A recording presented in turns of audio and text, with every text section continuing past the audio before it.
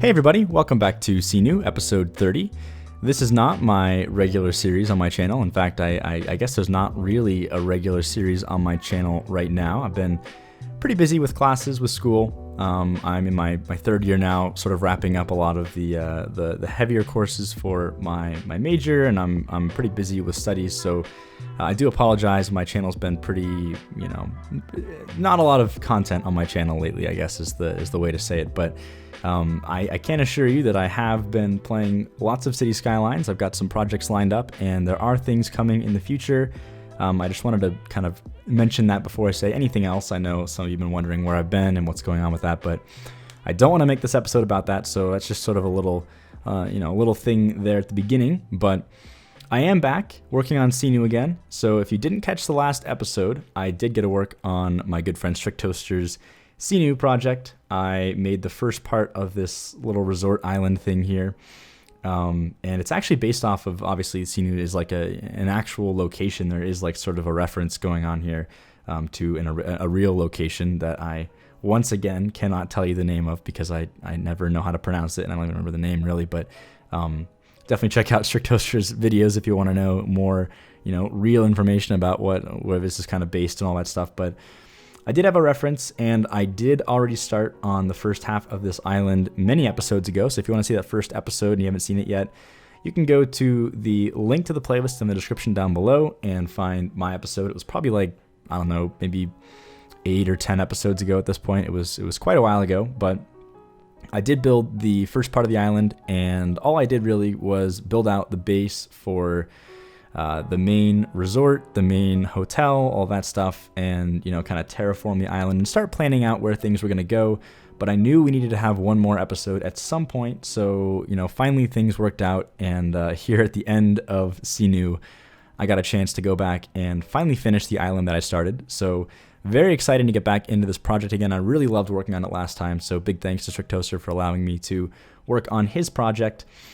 So this time around, we're working on a golf course, and more importantly, we are sort of tying the whole island together. So we're getting all of the foliage stuff kind of wrapped up, and we're polishing the whole thing so it's one, complete island, and that kind of puts the finishing touches on Seenu. And I'll hand it back to Strictoaster so he can kind of wrap up the series how he wants to. But for this project, it was kind of an interesting sort of thing. I had to make some decisions about which golf courses to use. That was sort of the big thing. And I went with the Shroom Blaze golf courses. So you probably recognize these. These have been around since like forever. I mean, these have been around since like the beginning of the game. I think these are some of the first golf courses that were even available.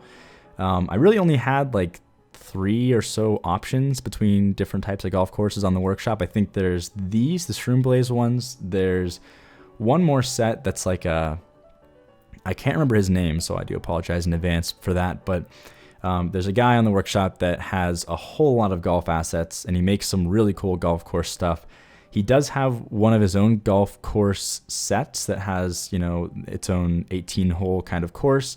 Unfortunately, they're just too big in scale for this island. It's a very small island. It needed to be a 9-hole course, and there was just no way that I was going to fit that set on this island. So it was really between this set and the more recent release, which was a modular procedural objects golf course set. So the way that works, if you don't know what procedural objects is, it's a mod that allows you to put assets in the game that are just kind of like base shapes, and then you can tweak the vertices and actually like in-game tweak the size of the object. So they're really useful for a whole like plethora of things. I mean, you can make like awesome custom structures and custom walkways and elevated things and all kinds of cool stuff. So that's really interesting. The only issue with that, and in particular with the golf course, is it stretches the textures around. And if you want to make like actual unique looking golf courses, you got to do a lot of stretching, and it just kind of like takes all of the textures out of whack. It's not a huge deal, and I'm not trying to like knock this asset or anything, because it's a really cool idea and it gives you a lot of freedom to work with. So if you are considering making a golf course, I certainly wouldn't discount this set. It's a really cool idea, but personally, I just wanted to have all the textures like line up and be consistent all the way across. That was really important to me. So I went with Shroom Blaze's set instead, and the only thing about this set is, you know, it being sort of an older asset. I've just kind of noticed this about a lot of the older assets from the workshop, is they're a little bit brighter, you know, all the colors are a little more saturated, so they're a little brighter than I would like, but it really just kind of ended up posing more of a challenge to try to match the foliage and make everything look sort of cohesive and nice together. So that was the main focus for this episode, was taking this golf course and tying it all into the island and making it all look nice, and then of course wrapping up the island itself. So you can already see we've got the base sort of 9-hole course set up, and I actually love the way this turned out. Like the way that the holes sort of wrap around these different little lakes and things was pretty cool. It left a lot of room for some cool little designs here and there, some cool little, you know, foliage pieces and you know, sections of natural area that would be nice, I would imagine, if you lived here or if you were going and vacationing here to play 9 holes. So I tried to make it as interesting as possible. You know, each hole has, you know, something interesting going on at it, and it's not just, you know, holes all thrown down and that's that. So that was the plan. I also wanted to extend out from the original, you know, main resort, because we also have all these little like hut things you can see kind of pulling out of the main island that sort of go off onto the ocean. So that was another big component of this, was laying out all of the buildings first, and then once all the buildings are down, once all of the hotels and things are in place, then we can go ahead and start adding all the details, the foliage, all that stuff. And you can see that I'm actually replacing a few things. There's a bit of a mix-up, and this is just something that happens, like, if you've never done a collaboration before with people in Cities Skylines, it's kind of inevitable that this is going to happen, but there's so many dependencies, there's so many settings files, there's so many assets and local assets and things you need to move over, and you know, some of it was my fault, some of it was just Strictoaster not downloading the right sets, but in the end there were a few things missing, so I just went back and replaced the proper things, and I showed some of them, like you're seeing this stuff here. This stuff was mostly already there, but the stuff that I'm showing is mostly things that I changed from the last version. So anything I already had, I think there's like some fences that were missing that I had to go back and replace those as well. I'm not going to show that stuff, and I'm also not going to show a lot of the detailing that was sort of just repetitive from things I've already done before. So the episode is a little bit shorter than the last one, and that's the reason for that. So if you're wondering, you know, if I'm skipping things, I am skipping a lot of stuff that's just sort of uninteresting. So I wanted to keep this, you know, nice, short, to the point, and show off all of the cool stuff that's happening without boring you with repetitive stuff that's not super interesting. So anyway, there's the marina back again, and we have you know, all these roads coming in now. I tried to match the same sort of style that Strict went with, which is definitely these dirt roads. He did actually make a custom road, and I'm sure you've seen it if you've been watching his videos, that has like already placed props that are like those little dirt decals and stuff, and that looks pretty cool. But I didn't necessarily want to have just dirt decals over the entire road in this area, because it's kind of going between being concrete and being a dirt road, so I did go and put them down myself. That being said, I should mention one thing, and I'm sure this has become apparent if you're also, you know, a regular fan of Strictoaster and you're watching all of his other Seenu videos, but we are very close to the prop limit in this project. In fact, I've never been this close to a prop limit in any project of mine before. So when he handed me the save, he was like, there's 2,000 props left, you know, good luck. Like you gotta work around that. So that was interesting. The nice thing is I didn't need a whole lot of props. I think the biggest thing you need props for is adding like road markings, or if you're making an airport, especially all those airport markings and stuff like that, that's when you really use up props. So I tried my best to keep that stuff down and use lots of foliage, use all these buildings that we have already, and that way, you know, especially with this golf course, right, that's like all buildings and foliage and stuff, it'll give us some more leeway to then use all of the props where we really need them, you know, things like the decals for the roads and all the fencing and all that good stuff that we'll throw in later on. So a few different design choices that went into this to make sure that we're not using too many props, and I actually left him with, I think, like 1,000 or so props left, so he does have some room to go in then and, you know, add the finishing touches and stuff like that, which is good. So moving into the foliage now, I tried to do, again, like I did last time, I just kind of copied a section of like a big cluster of the, the different foliage pieces that he has in the island already. And then I tried to kind of use that. So we're trying to work with the same ecosystem of different foliage types and all that good stuff. So that's what's going on here. I'm trying to use the wild grass where possible because that's a really cool looking asset. It's really big, so it's kind of hard to fit that in most places, but there were some nice places for that, so that was nice as well. Now moving into like actually filling out areas with the foliage, the hardest part I think was definitely trying to match the colors of this foliage with the golf course. It's kind of contrasting because of how dark the trees are, but I think in the end, some of the things we do with the props and some of the smaller bush pieces and the flowers and stuff really bring out the colors, and it sort of blends everything together so it doesn't look so stark and contrasting, I guess, in the end anyway. Now, I also have a few other things that were sort of left undone from the last episode. So one of the main things was this little area down here that I'm kind of touching on, and I've already left by now, but you may have seen me working on it earlier. It was the dock for the cargo, because of course we need cargo in this area, and that's the nice thing actually, is this whole area is serviced and it's got all the utilities, it's got the cargo supply, it's got a ferry route so you can get people over to this island. So it is actually being used. There are people on the island, going to and from all the amenities and all that stuff. So it all does work, but we needed to add a little cargo facility, and I just kind of left like an empty dock there last episode. So you may have seen me just throw down some little warehouses and things here and there to detail that area.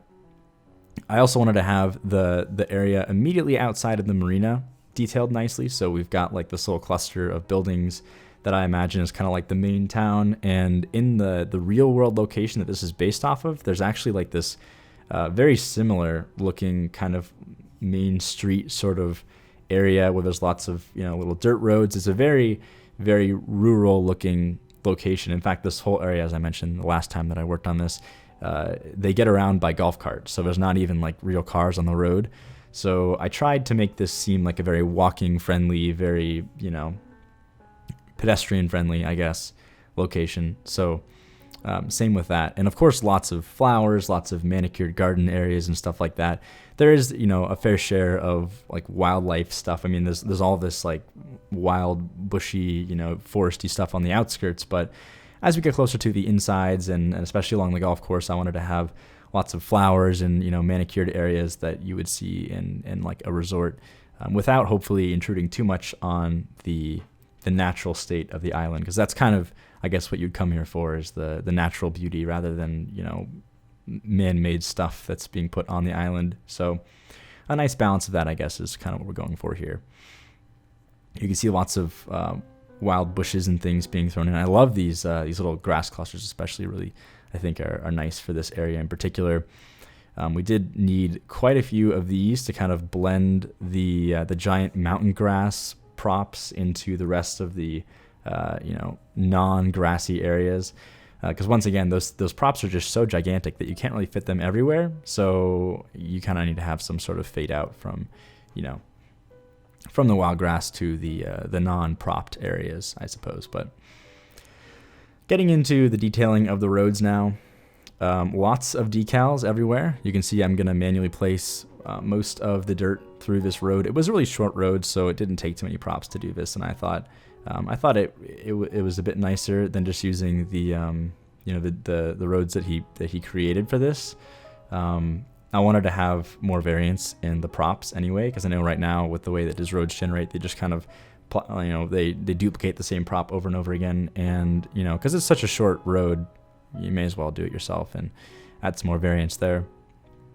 And now we're getting to some of the really cool parts of this build. I really liked getting to work with these lakes around here. I noticed that a lot of golf courses will have they'll have natural lakes, but they'll have these kind of breakwater areas, and it's a very controlled, lake, and it'll have its own, pumps in it so that you can maintain water level and you can, keep the lake relatively clean so it smells good and it's not like a whole bunch of algae growing in it and all that stuff. So I tried to make these lakes look as if they are, not necessarily man-made, but certainly being maintained and controlled, and they're not just kind of like wild water sitting in the middle of this island here. So we have these 2 lakes, and we've got this nice little like alleyway, I guess, where the courses kind of run between the lakes there. And we'll even have later on some cool walkways, to and from each hole, because there are a few holes, this one in particular actually, where you shoot over the lake, so we needed to have a way to get across with the golf carts and all that stuff. So we'll have that as well.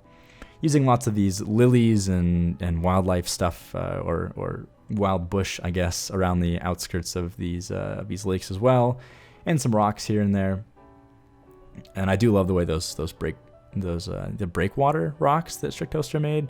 I know he just like threw those together for, I guess it was for this project for Seenu, but they ended up being really popular on the workshop. I think they're like 20 to 30,000 downloads or something. Like, they're doing really well. So super awesome. I mean, the great thing about those is they don't actually affect the water at all. So some of these other rock objects, they have like water hitboxes. I don't know how that really works. I haven't really made any assets that interact with water before, but if you place them in the water, then it'll like mess up the flow of the water, and it'll like create little gaps and holes in the water and all that stuff. So these are very nice in that they don't do that. Now, moving on to making some of these pathways, this is pretty cool actually. Since the golf courses, the way that these holes work is the actual asset for each hole themselves is like a tiny little square, like a 1-unit square, and then the rest of it is just like overhanging prop mesh. So there's not actually like a hitbox going on, in anything else. So you can literally clip straight into them and not worry about, messing up the positioning of them or like deleting them on accident or whatever. It's all just a mesh. So I have these little elevated walkways, and then I connect them to ground level walkways underneath the props. And since that doesn't really affect anything, it looks as if you have an actual walkway that just connects straight to the golf course, which is pretty cool. So I tried to add those whenever we had a bit of a gap. So another one like right here, there's just like a little bit of a gap, and I didn't like that you would seemingly have to like drive your golf cart down into a ditch and then back up again. So we have little walkways just here and there, but really for the most part, I think almost every hole connects directly, so I didn't have to worry too much about that. Now for the fencing, this was a really interesting problem actually. So obviously this fencing here on the outside is pretty easy to do. I'm just using the standard fencing that I used everywhere else on the island. But the real challenge was I wanted to have a fence that would be kind of outlining the outside of the golf course and dividing up certain areas, because usually, you don't want to have a fence that actually affects play too much, right? You don't want to have like a giant flat wooden fence that's going to like actually, your ball would actually hit that fence. And you also don't want to have fences in areas where the ball would hit the fence in the first place. So usually just like at the back of tee boxes and, between holes where you'd be walking to kind of prevent carts from driving certain areas and all that stuff. So I needed to find a fence that would fit nicely over top of these assets, because they actually sit a little bit high up compared to, the ground. Like it's kind of weird. They're rounded on the edges and they kind of sit up a little bit. And my original idea, which I know this is like a real life thing, is there's like these, usually along the water anyway. And this is like a perfect example of this area right here. Usually there would be like a lip, on the edge of the course. And then you'd have like kind of a wooden, siding to it. And that way, if you hit the ball and it rolls off the lip, it goes straight into the water and it wouldn't really affect play too much. I really wanted to add something like that, but you could add a fence there, but I couldn't find like a flat piece that looked like grass that was small enough that I could have kind of sitting on top of it so it looks like a lip. I just couldn't make it work. So in the end, I went with these nice looking white fences, which I think are kind of like beachy and cool. So, it worked out in the end. I think I would have liked to have had actual like wooden lips around the pieces of the course that are right alongside the ocean and the lakes, but not really in the cards for the current workshop assets we have to work with, but not a big deal. Either way, I think this is a kind of a cool solution. I like the little propped up kind of beachy look that these fences have, so that's nice. But anyway, getting into the last bits of this episode here, this is where we really needed to go on just like adding all these little bushes, all these little things that would sort of tie in the rest of this island together. And I'll show some of this stuff, but we're pretty much at the end here. I'm not gonna go too far into a lot of this kind of boring detailing stuff that's just like the same stuff over and over again, but I will show you guys at the end some nice cinematics of the entire island in its completion, and I'm really happy with it. I think it turned out pretty good. It was a fun project. So again, huge thanks to Strictoaster for passing me over his save, giving me an opportunity to play around in this awesome build, because I've always been a big fan of Seenu. It's a pretty cool idea, and I really like the landscape and the environment and all of the, you know, it's, of course it's right up my alley. I love the tropical feel of this area. So always lots of fun. Big thanks. And I hope you all enjoyed this episode. I'll leave you now with some cinematics of the finished product. I hope you enjoyed. And as always, thanks for watching, and I'll see you next time.